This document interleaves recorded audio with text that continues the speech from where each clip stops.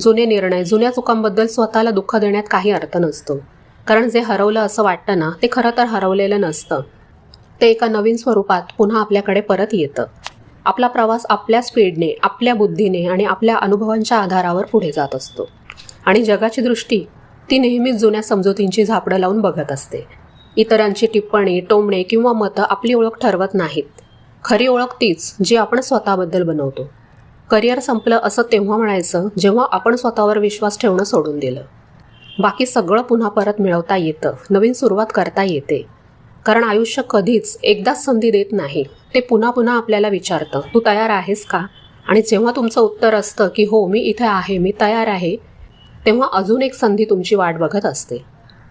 8वा point आहे, माझं शिक्षण वाया गेलं का? हा प्रश्न आपण विचारतो कारण आपल्या स्वतःला सुद्धा कमीपणा वाटतो.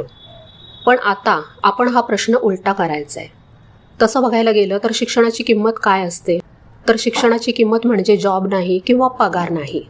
शिक्षण म्हणजे विचार बदलण्याची क्षमता, अडचणीत शांत राहण्याची ताकद, नात्यांमध्ये योग्य शब्द वापरण्याचा सेन्स, दुसऱ्याच्या मनात काय चाललंय ते ओळखण्याची संवेदनशीलता.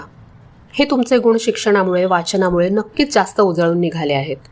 एक हाऊसवाईफ, एक बिझनेस वुमन, एक क्रिएटर, ही सगळी कामं एकाच वेळी करणं सगळ्यांनाच जमत नाही.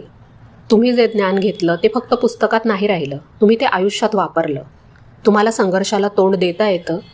मान्य आहे की जेवण बनवणं, कपडे धुणं, झाडू मारणं ह्या गोष्टींना शिक्षण लागत नाही. पण त्यामागचं मॅनेजमेंट, धैर्य, शिस्त, जबाबदारी पेलण्याची क्षमता, हे मात्र शिकलेल्या स्त्रीचं खरं स्किल आहे. एक गोष्ट मनात कायम ठेवा, सुशिक्षित स्त्री कमी कमवत नाही, ती आयुष्यात वेगळ्या गोष्टी कमवते. ती रिस्पेक्ट